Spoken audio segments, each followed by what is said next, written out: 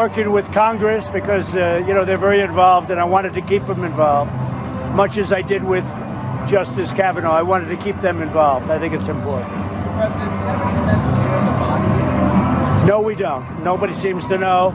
Somebody knows, but nobody of the various investigation groups at this moment know, but we'll find out. Is that a concern that they haven't identified that? It's a concern. We'd like to find out where it is and what happened, and I think we're inching our way there.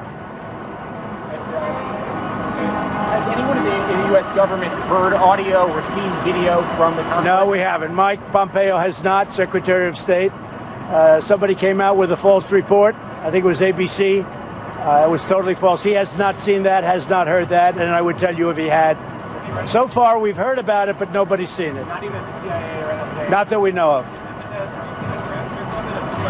We have not gotten a transcript either. We've heard all about it. We're hearing about it just like you're hearing about it, probably from the same people. We have not seen it yet. It's possible. You don't know that, but it's possible. We've had a tremendously positive development with Mexico. I just want to say on behalf of the American public that we appreciate what Mexico is doing. They've really stepped up, and it will not be forgotten. We just signed our new trade deal with Mexico and with Canada, the USMCA, and now I'm very happy that we signed it. I really appreciate, and they've had some people that were very badly injured, 6 people at least, and we really appreciate what Mexico has done on the border. We appreciate it. First time this has ever happened. And hopefully it's because they respect the leader of the United States, but they have never done that before. And I will tell you that I appreciate what Mexico has done. Mr. President,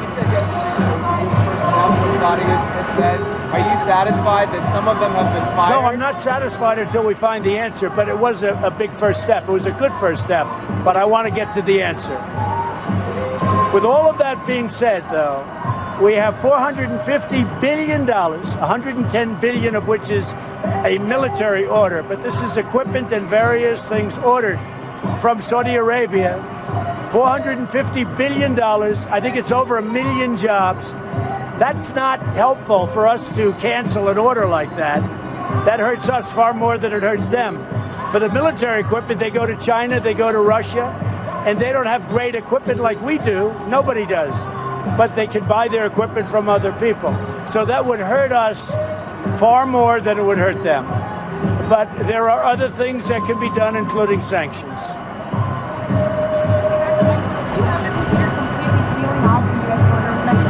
So if it doesn't work out on the border, what I want the Democrats to do, the beautiful thing of what's happening is the Democrats are watching on television, in this case, probably better than reading it, because you visually see what. And in 1 hour, I could have an agreement done that would solve all of the things that you're watching that are so vicious and violent, where soldiers from Mexico are being injured badly by people.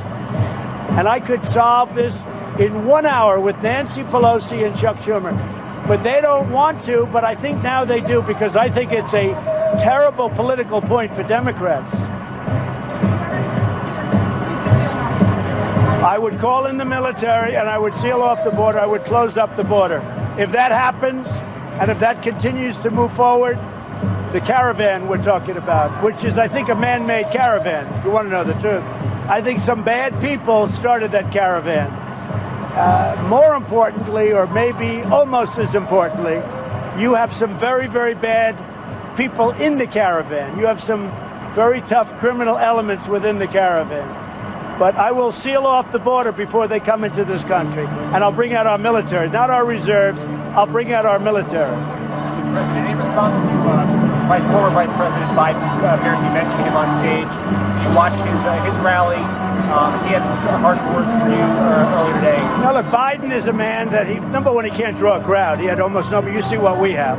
And we had thousands of people that couldn't get into that. Many thousands. Now, look, I wish Biden the best. I hope he's going to be the nominee, actually.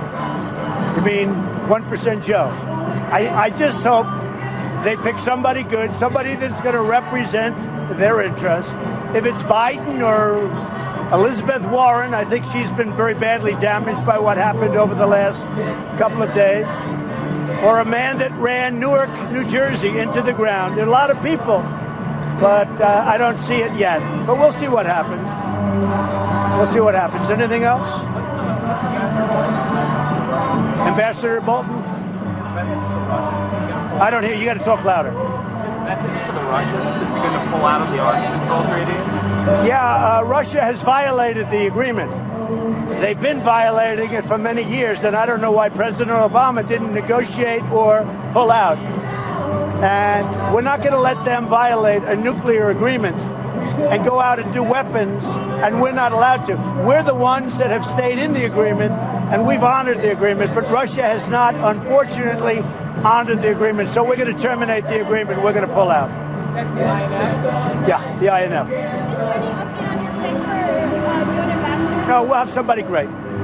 Nikki is a friend of mine. She's going to work on the campaign, but she's been doing it for a long time, and we're going to pick somebody very quickly. Would you prefer it to be a woman? Say it? Would you prefer it to be a woman? Yes. Why? I'm going to pick the best person. I think it would be good. I think she's done an excellent job, great job, and I would love to see. And I'll tell you, I'm interviewing 3 women and 2 men. We have 5 people, 3 women, 2 men. I think I might prefer that, but we'll see. Okay? President, you said you're going to do more on taxes. Do we expect to do something more in the next couple of months? And what should we expect? In what? With respect to what? With respect to tax legislation in the next piece? We are looking at putting in a very major tax cut for middle-income people. And if we do that, it'll be sometime just prior, I would say, to November. Major what again? A major tax cut. We are going to be putting in and are studying very deeply right now, round the clock, a major tax cut for middle-income people. Not for business at all, for middle-income people. Now, the last was for middle-income and for business, and our business is now coming back because of it. But we are looking at Kevin Brady's working on it.